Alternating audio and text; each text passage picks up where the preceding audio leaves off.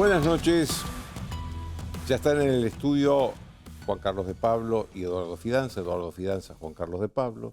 Con ellos voy a analizar después toda la economía, la política a partir de lo que pasó ayer. Pero antes quiero contarles algunas ideas mías sobre lo que pasó ayer en este bendito país. A ver, el ministro de Economía, estas son preguntas que se están haciendo hasta en el mundo y no se las responden, ¿eh? No creo que yo tampoco tenga la respuesta, pero digo, el ministro de Economía, de una economía que está al ritmo del 140% de inflación anual y que puede llegar al 200% interanualmente. El ministro de Economía de un dólar que hoy estaba a 1.100 pesos y este gobierno lo tomó hace 4 años a 60 pesos el dólar. El ministro de Economía de un país donde la pobreza cubre a la mitad de la sociedad. Ese es el candidato más votado en las presidenciales de ayer. A ver, y no solo es el candidato más votado, es el favorito a ganar la segunda vuelta, el balotaje, que tiene que hacerse porque él no sacó los números suficientes. Se va a hacer el 19 de noviembre con el segundo más votado, Milei. Eso fue otra sorpresa, porque todos esperábamos una gran elección de Milei. Primero por lejos, inclusive él había hecho, con ese clima triunfalista que lo rodeó desde que ganó, fue el más votado en la elección del 13 de agosto, había hecho circular la versión de que iba a tener tal caudal de votos que iba a ganar en la primera vuelta. Es decir, ayer. Ni siquiera iba a tener que pasar por una segunda vuelta. Y de pronto salió segundo, a 6 puntos abajo del primero, que fue Massa. Que Massa también hizo una elección mediocre a todo esto, ¿eh? Pero fue el mejor entre todas las elecciones mediocres que se hicieron ayer. ¿Qué pasó con Milei? Yo creo que, el argentino común intuyó que esa locura explícita, que inclusive se manifestó en los últimos días cuando él hizo circular mucho el eslogan, se viene el estallido de una sociedad que está como está. Yo creo que el argentino común dijo, no, acá el peor es la solución que el problema. Sinceramente. Milei cometió muchos errores, además de lo del estallido. Cometió muchos errores. Es como si a Milei le faltara sensibilidad política, como si le faltara capacidad para reconocer las características de la sociedad argentina. A lo mejor es casualidad, a lo mejor fue casualidad, que un economista que habla en términos a veces inentendibles de la economía, porque habla de la economía austríaca, por ejemplo, de la escuela austríaca, como si todo el mundo supiera qué es la escuela austríaca. No es Juan Carlos de Pablo, que lo tengo acá, y que cuando habla de la economía le entendemos todo el mundo. Tal vez haya sido una casualidad que ese economista que habla de economía de manera inentendible haya sido en una elección el candidato a presidente más votado. Pero que esa casualidad quede como hecho aislado. Tal vez haya pasado eso nada más. Por supuesto que a los errores de Milei lo ayudaron a Massa, pero también lo ayudaron a Massa los planes platitas, ¿eh? Acá hubo muchos planes platitas. Planes platitas que significa entregar plata que surge de la emisión de dinero que a la vez provoca mayor inflación. Nosotros no sabemos qué va a pasar con toda esta distribución alegre de plata que se ha hecho en los últimos tiempos. No sabemos si va a haber una crisis mayor, no sabemos qué va a pasar. Pero lo cierto es que cuando se emite plata, como se emite plata sin explicar qué es lo que respalda ese dinero, eso va a la inflación. Y Massa no explicó nunca con qué iba a compensar esos recursos del Estado que sacaba para su campaña electoral. Yo nunca vi un candidato presidencial de un gobierno que hiciera tal uso y abuso de los recursos del Estado para su campaña electoral. A lo mejor esto, a ver, el gasto público en la Argentina significa, espero que De Pablo no me desmienta después, más del 40% del PBI. Y en la mayoría de los países de América Latina el gasto público está en el 25% del PBI. Pero ustedes se imaginan la cantidad de dinero que tiene el que está al frente del Estado, casi de libre disponibilidad, porque acá nadie controla nada, nadie controla nada. Creo además que los populismos son posibles cuando hay mucha pobreza. Y quiero hablar con mucho respeto con respecto a la pobreza. Pero la verdad que hay mucha pobreza y que la pobreza tiene una paciencia muy corta, no tiene tranquilidad para esperar los resultados de las decisiones económicas. El hambre no espera. Entonces buscan la solución más rápida. Y la verdad que los otros dos candidatos importantes que vi ayer, Milei y Patricia Bullrich, prometían de alguna manera prometían un ajuste de las cuentas públicas, que es necesario ese ajuste para que tengamos un país en serio. Y Massa no dijo nunca, no habló nunca de ajuste, al contrario. Él decía, el otro plan fue el plan miedo, que era decirle, no, si vienen ellos le van a sacar todo lo que yo les estoy dando. Hay otro elemento que para mí es fundamental, y que fue una estrategia de Massa que le salió perfecta, que fue la división de la oposición. A través de Milei. Milei no tenía una estructura ni candidatos suficientes en todo el país como para llenar todas sus listas y ser un candidato nacional. Massa le llenó muchos cargos de candidatos. Algunos se conocen porque es gente conocida, otros no se conocen, pero se dieron nombre y apellido, que nunca fueron desmentidos. ¿Qué creen que hacía Barrio Nuevo, Luis Barrio Nuevo, este eterno dirigente del peronismo y del gremio gastronómico, al lado de Milei? ¿Estaba de casualidad? ¿Estaba por una decisión personal de Barrio Nuevo? Barrio Nuevo nunca se movió por eso. Barrio Nuevo responde a intereses de los sindicatos y a intereses del peronismo. No es casualidad, no fue casualidad que Barrio Nuevo estuviera al lado de Milei. Con todo yo creo que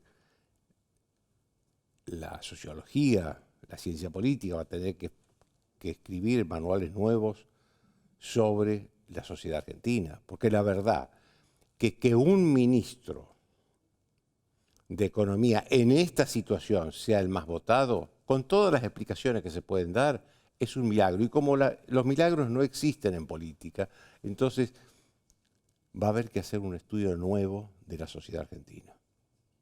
Verlo desde otros ángulos, verla desde otros ángulos a la sociedad argentina.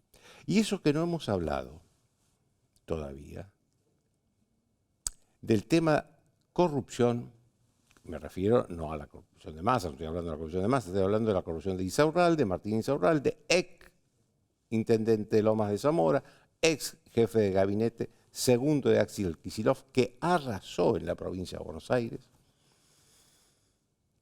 de Chocolate Rigau, que andaba en La Plata con tarjetas de débito de ñoquis, sacando vorazmente plata de los cajeros automáticos. Ahora, digo, ¿por qué le vamos a pedir a Massa que pague por la corrupción si no pagó Insaurralde, por la corrupción de Insaurralde? Insaurralde, que es el jefe político de Lomas de Zamora, ganó Lomas de Zamora con el 50% de los votos. Y hace poco, hace días, estuvimos viendo las imágenes de Insaurralde en el yacht con su novia, una chica muy linda, con regalos carísimos, con un yacht alquilado que cuesta muchísimo. Eso no sirvió de nada. Nadie lo tuvo en cuenta. Yo tengo la teoría de que el peronismo tiene una tolerancia en materia de corrupción con respecto del peronismo que no la tiene con ningún otro partido. De hecho, tenemos la historia. Carlos Menem en 1995 ganó la reelección y ya había muchas denuncias de corrupción formalmente hechas ante la justicia contra él y contra sus funcionarios. En 2011, Cristina Kirchner ya tenía, fíjense, en 2011 ya estaba en los tribunales la denuncia de la causa Vialidad, que en noviembre del año pasado terminó con la condena a Cristina Kirchner de 6 años de prisión e inhabilitación permanente para ejercer cargos públicos. Ahora, claro, en esos años, 1995 con Menem, 2011 con Cristina Kirchner, la economía estaba bien. Acá lo novedoso es que hay hechos de corrupción muy recientes, pegados a las elecciones, y una economía mala. Esta es la novedad. Esta es la novedad de este año. Es cierto que la condena de Cristina Kirchner no es firme, tiene instancia de apelación, pero es cierto que hubo un largo juicio oral y público, que todos lo vimos, un alegato muy claro, terminante, drástico de parte del fiscal Diego Luciani. Nada de eso influyó. Y Cristina Kirchner es la vicepresidenta de este gobierno, aunque ella parece que no es de este gobierno, y Massa es el ministro de Economía de este gobierno, aunque parece que no es el ministro de Economía de este gobierno. Y los dos forman parte de este gobierno. De hecho, ayer Cristina Kirchner, cuando votó en Santa Cruz, hizo declaraciones a los periodistas diciendo que, bueno, dio a entender que ella no formaba parte de este gobierno, que este gobierno no la escuchaba. A ver, le podríamos creer eso a la vicepresidenta, le podríamos creer, pero con una condición: que retire a todos los funcionarios de la Cámpora, ella es la jefa política de la Cámpora, que tiene la administración pública en los lugares donde más dinero se maneja. ANSES, PAMI, YPF, Aerolíneas Argentina, parte de la FIP. Ahí no retiró a nadie, pero ella no forma parte del gobierno. Y otra sorpresa fue la mala elección que hizo Juntos por el Cambio, sin duda. Patricia Bullrich perdió como 4 o 5 votos con respecto de la elección de hace 2 meses, del 13 de agosto. Y yo creo que esto es consecuencia, producto de la interminable pelea interna que tuvieron en esa coalición para elegir quién va a ser presidente. En el último año y medio más o menos, cada dirigente importante de Juntos por el Cambio que venía acá, yo le preguntaba: ¿no les parece que se están peleando demasiado? Y por supuesto la respuesta era que no era así, que no. La consecuencia fue esta. Ahora, dicho esto, es importante que Juntos por el Cambio siga unidos. Por una cuestión, nos podrán gustar o no gustar sus dirigentes, pero por una cuestión de equilibrio de poder. Juntos por el Cambio va a ser el segundo bloque en la Cámara de Diputados y el segundo bloque en la Cámara de Senadores, con más diputados y senadores después del peronismo. Ustedes se imaginan si se fractura Juntos por el Cambio, si se fracturara Juntos por el Cambio, lo que haría el gobierno con el Congreso. Ni pensarlo. Y ojo, Sergio Massa es más pícaro que Néstor Kirchner. Después de una breve pausa, Juan Carlos de Pablo. Auspician desde el llano.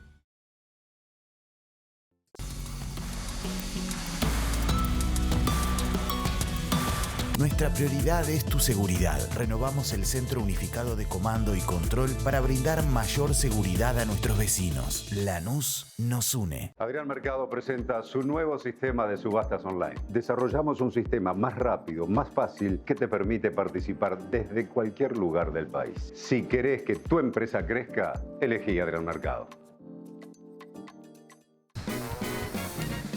Me olvidé de pagar la luz que vence hoy. Tenés la app Ciudad para pagarlo online sin vueltas.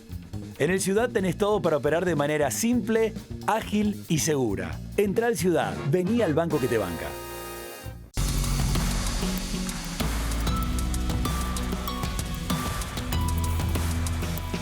Grupo Petersen, desde 1920, construyendo el país. Vacía y cepilla los recipientes que acumulen agua. Tira agua hirviendo en desagües y rejillas y coloca mosquiteros. Juntos podemos prevenir el dengue. Más información en buenosaires.gov.ar/dengue. Buenos Aires Ciudad. 91 años de historia. Conoce el Palacio Legislativo. Agenda tu visita guiada en legislatura.gov.ar. Legislatura porteña. Nos une a la ciudad. Tarjeta Soy Tigre Digital. Tigre es mi vida. Tigre, municipio.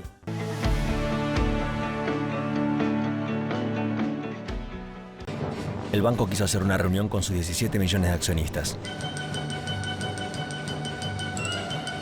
Bueno, los resultados del banco... ¡No se escucha! Pero bueno, no se escucha. Por eso es mejor una web para rendirle cuentas a toda la gente de la provincia.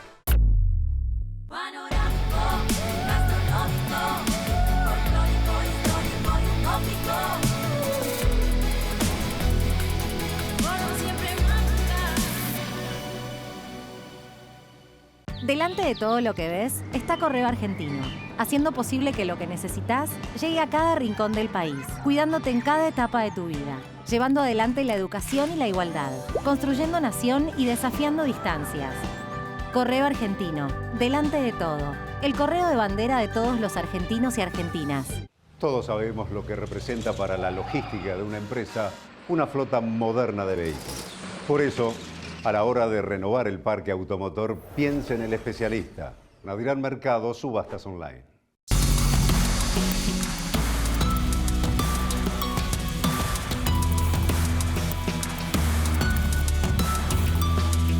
Bien, como dice Juan Carlos de Pablo. Juan Carlos, tenías razón, Milei no iba a salir primero, no salió primero.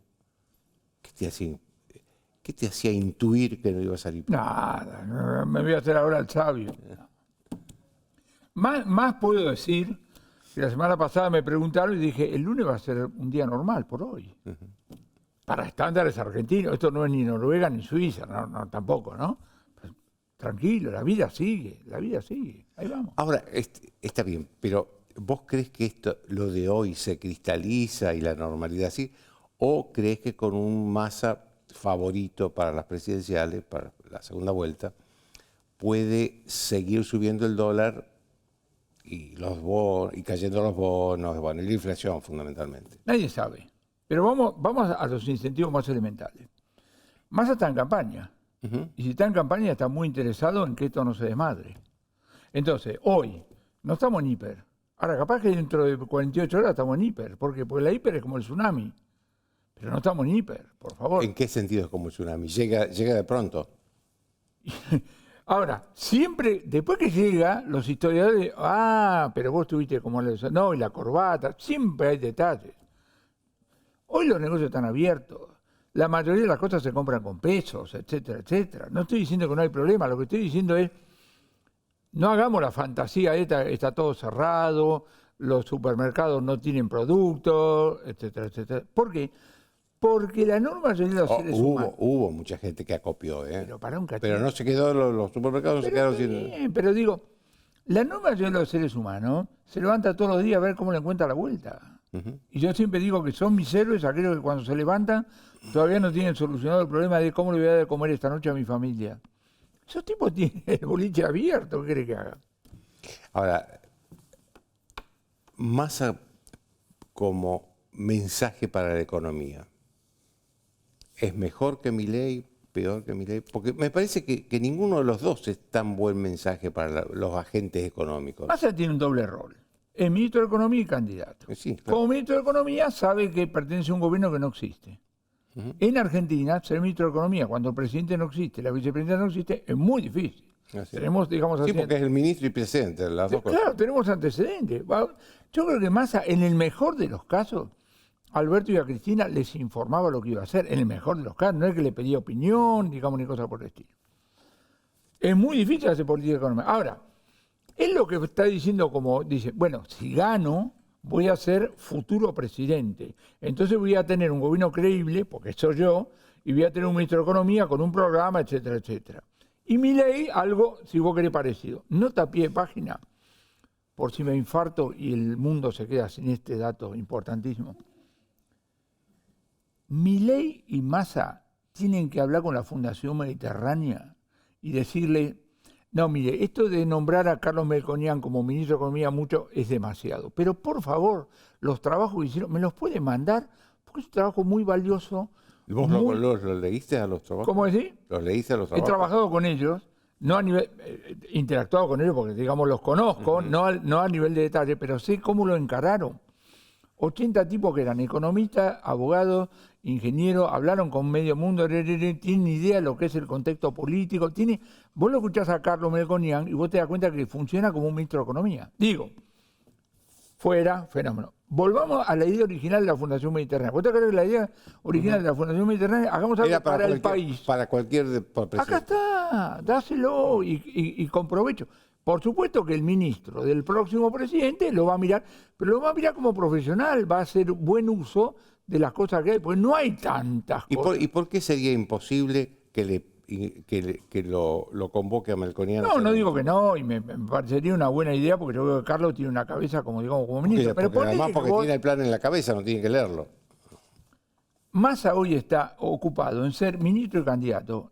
Vos le preguntás, ¿usted qué va a hacer si es presidente? No tiene la menor idea. Lo va a negar. No pierdas tiempo preguntándolo, pero es lógico. Entonces dice, si tengo la mala suerte, como me gusta decir a mí, de ganar, ahí me pongo digamos así, a pensar. Bueno, ahí hay mucho material concreto, porque no hay tantas alternativas en términos de política económica. ¿Por qué decís, si tengo la mala suerte de ganar? Esto viene al Almeal de suelto cuando estaba en la mesa con el turco así que se mataba de risa, porque obviamente que los políticos quieren ganar, eso obvio. Pero digo, los desafíos que tiene el próximo presidente, el próximo ministro de Economía es una cosa realmente fenomenal. Por eso digo, entre comillas, tiene la mala suerte de ganar. Ahora, Henry Kissinger, el año pasado publicó un libro fantástico que era Liderazgo. Así es. El líder vos le das hoy a Milei o a Massa un millonario con todos los problemas que hay, los tipos se desmayan, no quieren, ¿no? Entonces, el líder es un tipo que dice, sí, tenés razón, Juan Carlos, los problemas son 572, pero ¿sabés qué? Vamos a empezar con este, y se empiezan a mandar y van trabajando. Y se fijan un objetivo, no varios, uno. Sí, pocas cosas, muy importantes, pocas cosas. En política económica, cuando hablemos en serio, hay dominancia fiscal. Vos decime lo que vas a hacer en materia fiscal y después hablamos. Pensar que vas a tener déficit fiscal, que van a ir todos hasta el Banco Central, pero que en el Banco Central va a haber un presidente que va a poner un pecho como Tarzán y dice, acá no entra nadie, es no pensar. La única manera que vos tengas un Banco Central que no financia al Tesoro es que vos tengas equilibrio fiscal en el Tesoro. Es decir, que no le vayan a pedir plata, ¿entendés? Porque lo contrario se lo van a sacar. Hablabas recién de los desafíos del próximo presidente. Sí. ¿Cuáles son? Bueno, primero, ¿vos qué esperás? Una persona normal. ¿Qué es una persona normal? Una persona que dice, en este momento en Buenos Aires es de noche. Uno de los problemas que yo tengo con los K, me quieren porfiar que es de día. Y cuando digo, pero mirá, no, vos no sabés ver, se terminó el diálogo. Claro. Vos querés un tipo normal, ¿no? ¿Y vos crees que Massa lo es? No tengo ninguna duda de que puede serlo. Quiero decir, no lo he visto diciéndome es de día Juan Carlos, ¿entendés? A otro, hablar de algunos otros dirigentes, claro, una cosa, una expresión rarísima de cómo funciona el mundo. ¿Vos te acordás? Va Alberto Fernández al G20 a darle cátedra. Los otros 19 se deben haber mirado como diciendo, ¿qué le pasa a este muchacho? ¿Entendés? Vos querés un tipo normal, una relación que tenga buena idea del mundo. Frondizi tenía una buena idea de cómo funcionaba el mundo que le tocó. Menem, Alfonsín más o menos. Los K están peleados con el mundo. Yo quiero un presidente que esté inserto en el mundo, ¿entendés? Que tenga gabinetes distintas, y dentro de eso la política económica, y dentro de eso el ajuste. El ajuste fiscal no puede ser la clave de la política económica, pero vos decime qué vas a hacer y después hablamos, digamos así, del resto. El próximo presidente tiene que entusiasmar. El sector privado, el negocio del crecimiento es un sector privado, donde el crecimiento, la clave es el empresario. Los empresarios y los no empresarios están llenos de dólares, blancos. Lo que tenemos que, el próximo presidente le tiene que decir a los argentinos, señor, traiga sus dólares, póngalo a riesgo, le va bien, pague los impuestos, el resto es suyo, no preguntamos nada. Le tiene que bajar los miedos, toda esta impresión de decir, qué buena nuestra corbata. No, es tu corbata, Joaquín, no, ¿entendés? Bueno, ese tipo de cosas, esa es la cosa que yo espero del próximo presidente. Dentro de eso viene el ajuste. Hablaste de los dólares recién. ¿Estás de acuerdo con la dolarización? Es una estupidez. Pero sobre todo desde el punto de vista de la política económica. ¿Vos querés que yo te haga un seminario? Vamos a la universidad que vos quieras, hacemos un seminario de una semana, traemos expertos internacionales, traemos budistas, haz lo que quieras, Plutarco, lo que vos quieras. La política económica es otra cosa, muchachos. La política económica es prioridades. Esto sí, esto no. Esto primero, esto después. Dentro de eso la dolarización no tiene ninguna prioridad. Ninguna prioridad. Entonces, ¿Y el bimonetarismo del que habló Carlos Melconian? Es un hecho. Es un hecho. Lo único que me puede discutir es si me hago una legalización. Pero es un hecho. Vos dijiste dólar de 1.100. Bueno, mira. Vamos al bar de la esquina, pedimos 2 cortados y le digo, ¿cuánto es? 2.200 pesos. Tome $2, gracias. Ya está. Usamos el peso como unidad de cuenta. El medio de pago puede ser peso o dólares y atesoramos en dólares. Santa Pascua. Yo digo, con todos los problemas que existen, ¿para qué te vas a meter con los problemas que no existen? Tenemos la dolarización de hecho, perdón, el sistema bimonetario de hecho. Ocupate del problema crucial. Ocupate de restricciones, ocupate de la cuestión fiscal. Y la cuestión fiscal es, no demos vuelta, cuestión fiscal es seguridad social más planes, subsidios a energía y transporte, empleados públicos y salarios públicos. Eso debe ser más del 80% del gasto público. Y ahí tenés que ajustar. Pero es una... Ahora, vos tenés que hacer, creo que Carlito Melconian hablaba del bisturí. Porque la crítica, ¿cuál es? Usted quiere que los hospitales operen sin anestesia. No sea tarado, digamos. Usted lo que quiere es que solo haya universidades públicas para los ricos. Pero, por favor, hay una manera idónea. Por eso yo rescato la idoneidad, la profesionalidad, de decir, ¿por dónde avanzás? Y sobre todo, vos tenés que plantear una generalidad. Porque si vos solo me vas a afectar con un impuesto a mí, yo voy a creer que es algo personal. Vos tenés que encuadrar todo y decir, mira, vamos a hacer esto, y además en el resto de la política económica vamos a hacer, bueno, fenómeno. El Fondo Monetario estuvo duro en los últimos tiempos. ¿Vos crees que puede estar más duro acá en las próximas semanas, antes de las elecciones? En términos de las declaraciones, no me importa nada. Pero hagamos una declaración. La burocracia está durísima. Lo voy a decir en latín. En 2018 le tocamos el culito. Y claro, porque la negociación fue Macri-Trump, la señora Lagarde haciendo la venia y la burocracia que dijo, ¿y esto qué? ¿Viste ese libro de Werner y un periodista argentino? Muy bueno.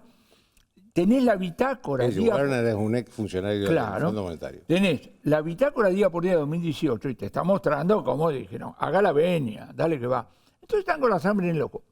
Mientras no le pidamos plata fresca, esta es una negociación que es contabilidad creativa. Ahora, si vas a pedir plata fresca, es otra música. Siempre dije, el próximo gobierno, pensando que no iba a ser Massa, y capaz que no es Massa, porque ahora vamos a ver lo que dice Fidanza, pero digo, el próximo gobierno va a decir lo mismo que desde el punto de vista del contenido. ¿Sabe qué? No tenemos plata. Lo que yo espero que sea más educado, que no tenga por qué entrar ladrando a las reuniones. Pero yo no conozco ningún partido político, ninguna agrupación que diga, voy a hacer ajustes, voy a pagar las deudas con esfuerzo argentino, no conozco. Pero, ¿el que entraba gritando era Massa al Fondo Monetario? No, estaba hablando de los anteriores. No. Estaba hablando, más la politización, acordate, Máximo Kirchner, acordás, toda esa música que vos tenés. Bueno, hasta el propio Massa habla de que el gran error de Macri fue la deuda con el fondo. Pero yo te digo algo, lo tomo como dicho de campaña, porque si no podríamos discutir. ¿Por qué? Bueno, alguien podría decir, bueno, está bien, ¿cuál es la alternativa? Declarar el default. ¿Usted le estaba recomendando a Macri ese día declarar el default? No. Decime, viejo, es probable, si las cosas son lógicas, que si Massa es presidente, el ministro de Economía sea su Por el ejemplo, actual viceministro, Rubio. Buena idea, Rubio. ¿Qué opinión Muy tenés buen vos? economista. ¿Ah, sí? Sí, claro. Lo hemos tratado. La vinculación, como competimos, entonces nos vemos poco. Cuando Federico Sturzenegger era presidente del Banco Central, una vez por trimestre, organizaba almuerzos con algunos economistas y alguna gente del Banco Central, y ahí estuvimos charlando. ¿Qué escuchás? Un tipo sensato. Un tipo sensato. Te digo más. Explicar que Massa es el ministro de Economía es fácil, él estaba dentro. Explicarlo a Rubinstein es mucho más difícil. Como no hablé con Rubinstein nunca, entonces no sé si le pusieron un revólver en la cabeza, le secuestraron un hijo, le dieron 15 millones de dólares y vení. Pero la verdad que era de afuera, entró y se complementa. Porque, viste, la gente dice, Massa no es economista. Está bien, pero su segundo es economista. Claro. Una última pregunta. Hablaste recién de que Eduardo Fidanza nos va a decir quién va a ganar, pero ¿cuál es tu inspiración? ¿Quién es el próximo presidente? No tengo la menor idea. No tengo la menor idea. Pero te cambio la pregunta por otra pregunta. Perdón, usted, si gana Massa, gana Milei, ¿se va del país? No. A lo que venga. A lo que venga, mi amigo. Bueno, alguna gente a lo mejor se va. Sí, muy probable, pero poquito. La mayoría, digamos así, va a hacer esto. Acá, como dicen, viste, en Israel tienen un eslogan que dice never a dull moment, nunca un momento aburrido. Acá lo mismo. Acá no hay forma de aburrirse. No, nos estamos divirtiendo mucho. Ya, como decía el finado Daniel de la Costa, ¿te acordás? Gran periodista, decía, tenés razón, con la mitad es suficiente. ¿Para qué se Y vamos a tener un mes de entretenimiento Así es. importante. Muchas gracias, Juan Carlos. Después de una breve pausa, Eduardo Fidanza.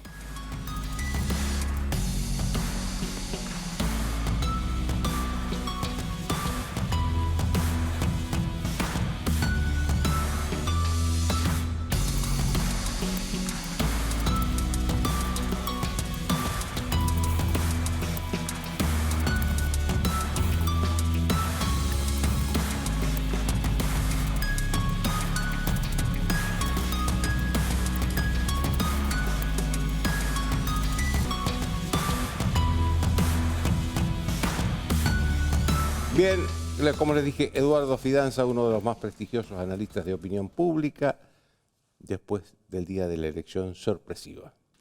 Una cosa que decía Juan Carlos de Pablo, que vos ibas a saber quién va a ganar el balotaje. ¿Vos sabés quién va a ganar el balotaje? No, Entre Massa y voy Milei. a hablar en términos de probabilidades. Hoy por hoy, y según los resultados de la primera vuelta, el que más probabilidades tiene de ser presidente es Massa.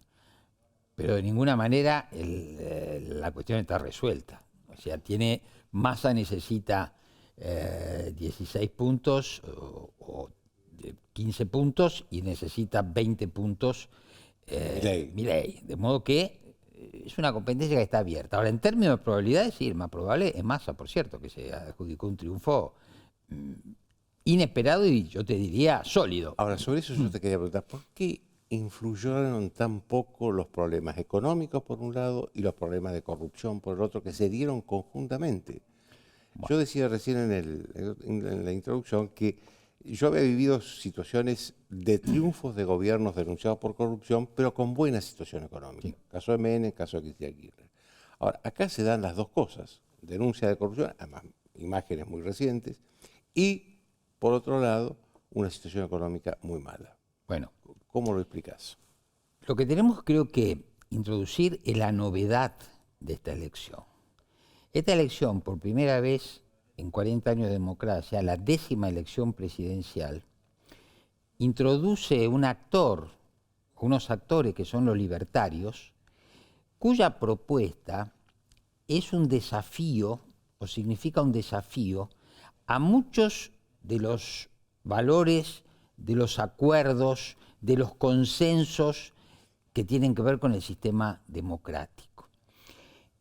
En la democracia argentina de los últimos 40 años hubo una sucesión. En este siglo hubo una expresión muy cargada ideológicamente del peronismo, que fue el kirchnerismo.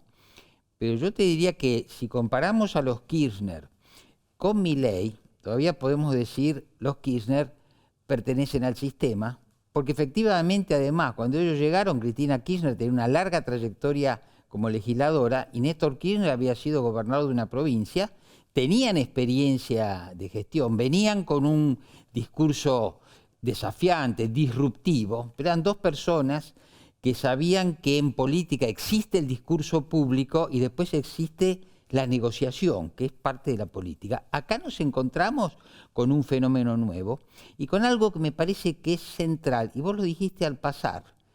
Los libertarios no entienden la cultura porque la desprecian. La cultura, que es una cuestión de antropólogos y de sociólogos, tiene que ver con las costumbres, con las prácticas, con los valores de una sociedad. Vos lo que decís es esto, que Milei no entiende a la sociedad argentina. No entiende porque es más profundo. No entiende los fenómenos colectivos. No entiende lo que es la vida comunitaria. Yo no creo que no entienda, es que no le interesa. Yo en la única vez que lo vi a Milei y conversé con él brevemente, me sorprendió su desconocimiento de algunas cuestiones básicas de la técnica de campaña. Y entonces al que me lo había presentado le dije que me extrañaba eso. Me dijo, no te sorprendas, a Javier esas cosas no las sabe porque la política no le interesa. Bueno, la política es uno de los elementos de esta cultura de la que yo te hablo. Yo ponía como ejemplo recién que en los días recientes, 2 o 3 días antes del cierre de campaña, él tiró un eslogan que decía, se viene el estallido. Bueno, paradojas del discurso político. La afirmación, o esa afirmación significa lo mismo que se le atribuía a los militantes leninistas y que aquí se reprodujo mucho en la década del 70 del lado de las organizaciones revolucionarias. Cuanto peor, mejor. Que es una afirmación que va contra la estabilidad del sistema y la vida normal de una sociedad. Entonces, vuelvo a lo de Milei. Ese planteo, en la última semana o en los últimos 15 días, derivó en hechos que no solamente asustaron a los argentinos, sino que le provocaron rechazo. Ese rechazo de algo por el cual uno dice, esto no es lo que yo quiero, pero agregaría más. Para mí se estableció una barrera ética, porque la gente no quiere mercado de niños, porque la gente no quiere tráfico de órganos, porque la gente no quiere sociedad de mercado ni relaciones mercantilizadas, pero además una barrera estética, porque tampoco quiere ver algunos de los personajes que exhibieron los libertarios en los últimos días en la Casa de Gobierno. Como Barrio Nuevo. Me parece, no solamente Barrio Nuevo, tampoco la gente quiere que alguien le proponga romper relaciones con el Vaticano. Otra demostración de la incapacidad o la desvalorización de la cultura. El Papa Francisco, nos guste o no nos guste, es un argentino exitoso, ¿no es cierto?, que ocupa un lugar relevante en el sistema mundial y en la historia. Entonces, ¿no es cierto?, esto, a veces los libertarios parecen como digamos así, un hincha de fútbol que va, si es de Boca, va a la tribuna de River a gritar viva Boca o al revés, ¿no es cierto? No tienen noción del contexto, no tienen noción, vuelvo a decirte, de la cultura, pero además, en ese desprecio, anunciaron la catástrofe. Y no solamente la anunciaron, apostaron por la catástrofe. Y la gente dijo, too much, esto para nosotros es demasiado. Ahora, viene la otra parte que tenemos que responder.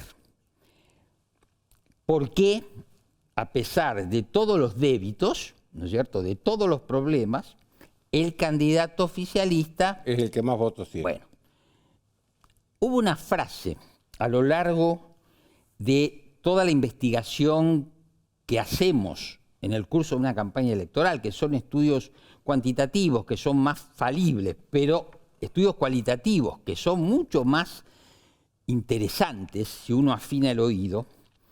y una señora, en segundo cinturón del Gran Buenos Aires, en un grupo de discusión de ciudadanos, una señora que había sido empleada doméstica, que ahora estaba retirada, en un momento dijo, ¿sabe qué pasa?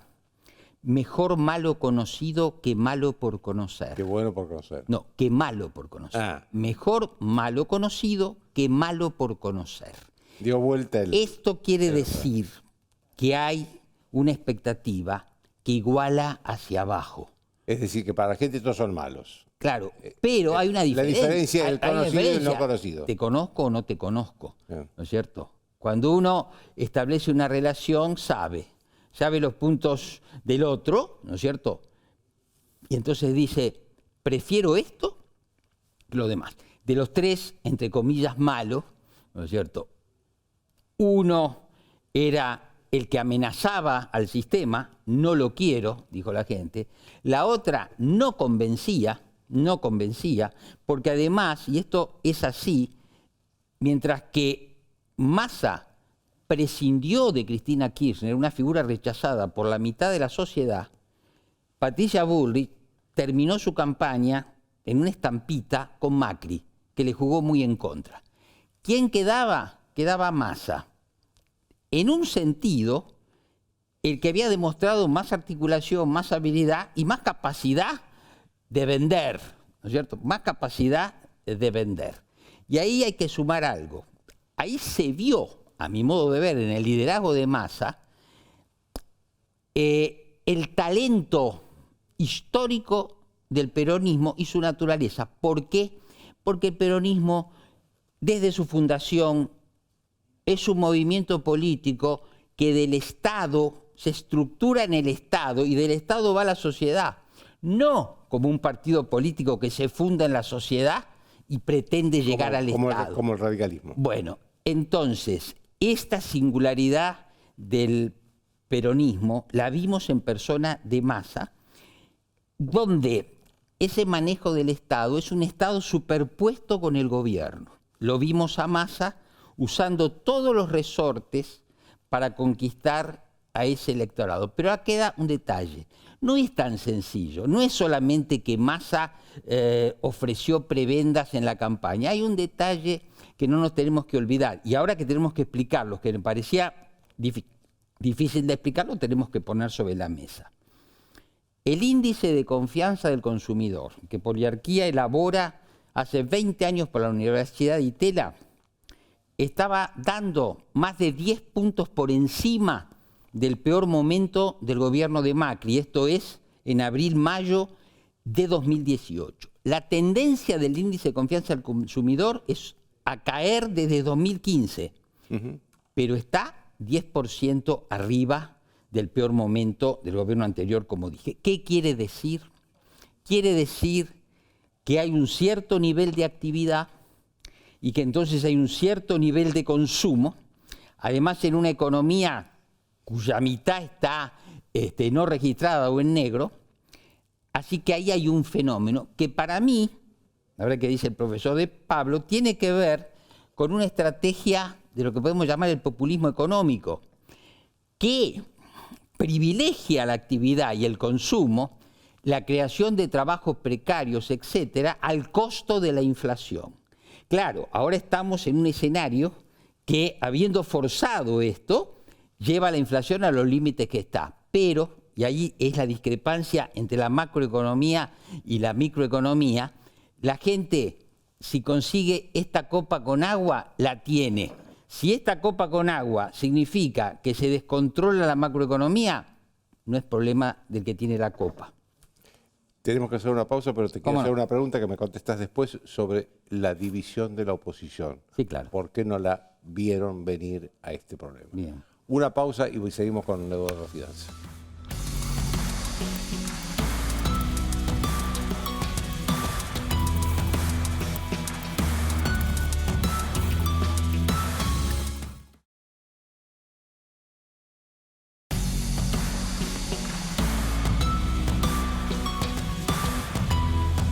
Bien, seguimos con Eduardo Fidanza. Te preguntaba qué explica la división de la oposición que para mí hizo posible esto de Massa, porque convengamos que Massa no sacó un porcentaje extraordinario. ¿No? La división de la oposición es lo que lo hace extraordinario el número de Massa. Bueno, acá yo creo que tenemos que hablar de la grave responsabilidad de Juntos por el Cambio.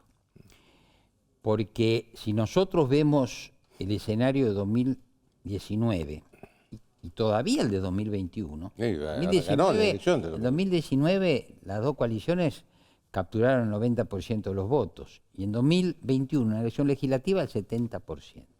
El fenómeno de Milei era apenas incipiente. Bueno, Juntos por el Cambio se dedicó a construir una interna que, como me dijo a mí un legislador, ¿no es cierto?, con mucha experiencia de Juntos por el Cambio, dice, el problema es que cuando esto empezó, se creía que el que ganaba o la que ganaba iba a ser el próximo presidente. Así es. Se enfrascaron en esta interna muy destructiva y no quisieron ver o subestimaron el fenómeno de los libertarios. Hasta después tener que constatar que los libertarios se habían llevado por lo menos la mitad de los votos que ellos habían conseguido. Y esto no se pudo resolver, y por cierto, habiendo 3 jugadores, esto le permite al peronismo ganar una elección con el menor porcentaje de votos que tuvo en 40 años de democracia. Y le va a permitir, eventualmente, llegar a la presidencia. Y esto ahora es más grave todavía, porque no es solamente que la oposición está dividida en 2 fuerzas, sino que una de ellas, que es Juntos por el Cambio, está formalmente reunida, pero internamente dividida, y ahora viene el test, ¿no es cierto?, de qué va a pasar en torno a esa fuerza que, como ocurre en estos casos, es la que debería determinar el resultado del balotaje. A mí me parece que es ¿qué va a pasar? Por el equilibrio de poder, bueno, sí, es necesario que sí, lo has estén juntos, dicho. Pero bueno, hay que ver si eso puede ocurrir o no. Decime, ¿vos crees que Milei es una cuestión pasajera después de lo que pasó? Bueno, a ver, Milei yo creo que está tocando el límite de sus posibilidades como nuevo político. El Milei que se ve ahora es un Milei que está mostrando rasgos de amateurismo político, ¿no? Comentábamos, por ejemplo, que él está ofreciéndole ahora mismo a Patricia Bullrich, sin transición ninguna, un cargo de ministra de Defensa cuando la insultó en los peores términos hace 4 días. Yo creo que esa y otras cosas siguen mostrando ese amateurismo. Vamos a ver, tal vez sea, si no llega a la presidencia, un tercer partido, pero sabemos en estos 40 años que los terceros partidos tienden a apagarse. Bueno, vamos a ver qué significa. Y vamos a ver algo, porque el surgimiento de los libertarios, como en otros países, es un síntoma de la crisis de representación. Acá hay algo de que no hablamos, pero daría lugar para otra entrevista, que es la crisis profunda de la democracia argentina, de la cultura democrática. Nosotros presentamos 3 días antes de las elecciones la tercera encuesta de cultura constitucional junto con Daniel Sobato y Antonio María Hernández, y esa encuesta muestra la profunda desconfianza y desencanto de los argentinos con el sistema de instituciones democráticas, la anomia en torno a que la gente cree que en los argentinos no se ponen de acuerdo sobre lo que está bien y lo que está mal, y el hecho de que el 50% dijo, no me importaría un gobierno no democrático si me resolviera los problemas. Sobre ese sustrato ocurrieron y está ocurriendo este proceso electoral. Te agradezco mucho, Eduardo. Gracias a vos. Se nos terminó el tiempo a todos. Chau, hasta el lunes.